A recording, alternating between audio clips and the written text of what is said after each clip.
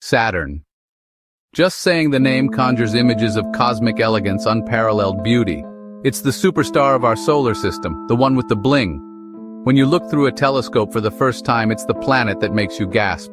Those magnificent rings, a celestial halo floating in the blackness of space, seem almost too perfect to be real. For centuries, we've looked up at this distant world, a tiny point of light to the naked eye, and dreamed of what it would be like to visit. But Saturn is a master of deception. Its serene beauty hides a nature so violent, so alien, that it defies all our earthly experiences and expectations. This golden-hued giant holds its secrets close, that we are only just beginning to peel back with our robotic explorers. It's a cosmic laboratory where we can see how planetary systems form and evolve. So why can't we go to Saturn? The answer isn't a single simple roadblock. It's a cascade of immense overlapping challenges. When we think about visiting another planet, our minds instinctively picture a landing, astronauts planting a flag, collecting rocks, walking on a solid surface. But with Saturn, you have to throw that entire concept out the window. Saturn is a gas giant. There is no ground on Saturn. There's no solid surface to land a spacecraft on. Imagine trying to land a plane on a cloud. That gives you a small sense of the problem. Saturn's atmosphere just keeps getting thicker the deeper you go. You would descend through layers of hydrogen and helium, the same elements that fuel our sun. As you plunged deeper, the atmospheric pressure would increase relentlessly. Eventually, hydrogen transitions into liquid. You'd sink into a super-pressurized ocean of liquid hydrogen. You wouldn't hit a surface. You'd transition from flying through gas to sinking. This lack of a solid surface is the most fundamental reason we can't visit. A spacecraft entering Saturn's atmosphere would be a kamikaze probe destined to be crushed and vaporized, a one-way trip to oblivion. Saturn's gaseous nature makes it incredibly dynamic, constantly churning, not a static world. It's a world in perpetual motion, offering no solid footing for any visitor. If the lack of a solid surface wasn't enough of a deterrent, Saturn's atmosphere presents a suite of other lethal challenges. This is a world of unimaginable extremes. Let's start with the wind. Winds reach over 1,100 miles per hour, about 1,800 kilometers per hour near the equator. A spacecraft would be ripped apart by sheer aerodynamic forces, like flying a Cessna into a Category 5 hurricane multiplied by 10. Pressure increases relentlessly. A couple hundred kilometers down, pressure is already 10 times Earth's sea level. Go deeper and it reaches thousands, then millions times Earth's pressure, far beyond any material we have. A deep-sea submersible would be crumpled like a soda can in the upper layers. Any probe we send is on a countdown to destruction by crushing force. Cloud tops are frigid, about minus 285 degrees Fahrenheit, minus 175 degrees Celsius. But as you descend, compression heats gases. Deeper inside, it becomes hotter than the surface of the sun. A visitor would face freezing cold, then scorching heat, all while pressure crushes them. It's a thermal and physical nightmare. Saturn is home to massive lightning storms, thousands of times more powerful than Earth's. An environment where survival is not just improbable but physically impossible for current technology. Even if Saturn were a paradise, just getting there is monumental. Space is big, really big. Saturn orbits the Sun at about 886 million miles, 1.4 billion kilometers. At closest approach, it's still over 746 million miles away. To traverse this distance, we rely on powerful rockets and gravity assists, and human endurance. We use gravity assists, slingshots around other planets, to boost spacecraft. Cassini used multiple flybys, Venus, Venus again, Earth, and Jupiter. Launched October 1997, arrived July 2004, nearly 7 years. In human terms, 7 years cooped in a capsule exposed to deep space radiation just to get there. A round trip with exploration could be 15 to 20 years. That raises profound challenges for physical and psychological health. Logistics, food, water, fuel. Our rockets are limited by propellant mass. New tech, nuclear thermal, solar electric, ion, promise faster travel but are still developmental. Until a revolutionary propulsion breakthrough, a human journey to Saturn remains a dream. The tyranny of distance is a formidable barrier. To truly appreciate the challenges of visiting Saturn, it's helpful to compare it to Mars. Mars is our celestial neighbor. Travel times are months, not years. We can use parachutes, retro rockets, sky cranes to deliver rovers, and one day humans, to its surface.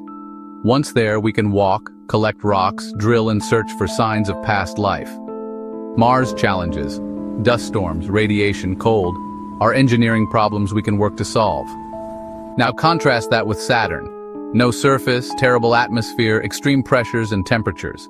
Landing is impossible. Its atmosphere is a death trap of extreme winds and pressures. Distance is about 10 times greater, journey exponentially longer.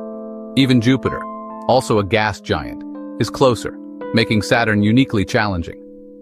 Voyager and Pioneer reached Jupiter in less than 2 years. Saturn took Cassini 7 years using multiple gravity assists. More time means more complexity and more risk. It's the difference between climbing a very tall mountain and trying to climb a cloud. One is a monumental challenge, the other is a physical impossibility. The obstacles on Mars are on a scale we can grapple with. Saturn's barriers are of a different kind entirely. No discussion of Saturn is complete without its rings, a vast shimmering disk stretching hundreds of thousands of miles, composed of countless particles of water, ice, and rock, from dust to house-sized chunks, even mountain-sized fragments. Trillions orbit at incredible speeds. Inner ring particles whip around far faster than outer ones, all following Kepler and Newton, a delicate gravity and collision ballet. The rings are dynamic and chaotic, constant collisions flattening them into a thin disk. Trying to land on them would be like landing in a high-speed blizzard of icy shrapnel. A spacecraft would be sandblasted and shredded by millions of high-velocity impacts. They span up to 175,000 miles across, yet are astonishingly thin. Most places about 30 feet thick. Collisions keep them flat. It's a delicate dance and a dangerous minefield. The rings are both a scientific treasure and a tremendous hazard. Cassini's grand finale dove through the gap between Saturn and the innermost ring, a calculated mission-end risk. For all their beauty, the rings form an impassable barrier, a cosmic minefield. Flying through the main rings is out of the question for spacecraft we want to keep intact. Since we cannot go to Saturn ourselves, we send robotic emissaries. These probes are our eyes, ears, and chemical sensors. When it comes to Saturn, one mission stands above all: Cassini-Huygens, a joint project of NASA, ESA, and the Italian Space Agency. Cassini spent 13 years in orbit around Saturn, 2004-2017. It revealed gigantic polar hurricanes, mapped winds, and studied rings in unprecedented detail. Cassini's greatest legacy: discoveries about Titan, Enceladus, and other moons. It carried the Huygens probe, which made the first landing in the outer solar system on Titan.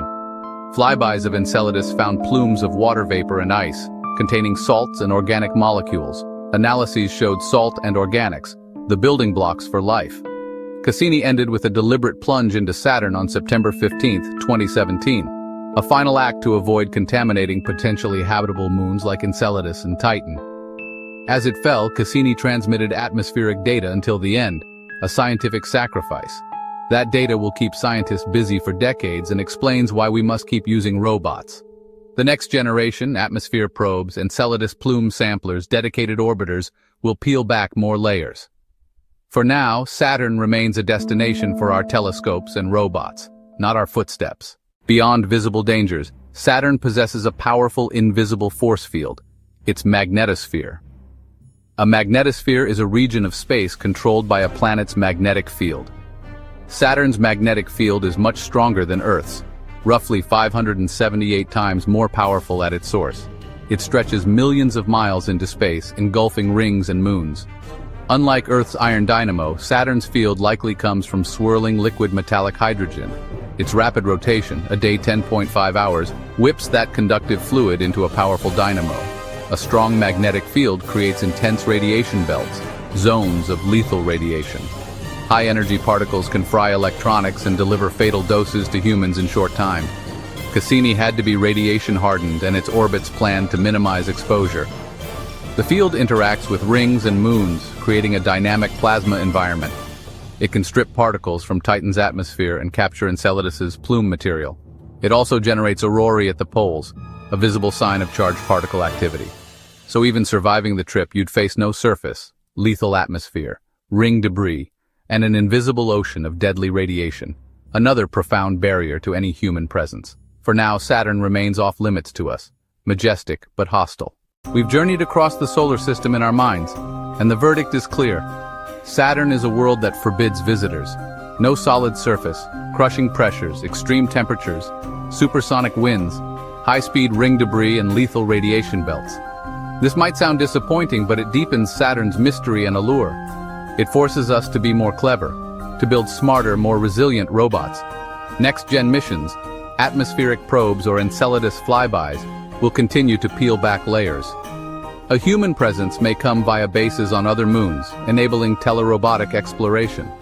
It's a compromise between our ambition and the harsh realities of the cosmos. For the foreseeable future, Saturn will remain a destination for telescopes and robots, not our footsteps. Some wonders in the universe are meant to be cherished from afar. Saturn is an untouchable, forbidden jewel. It teaches us cosmic humility and ensures the next messenger will be a robot we build with care.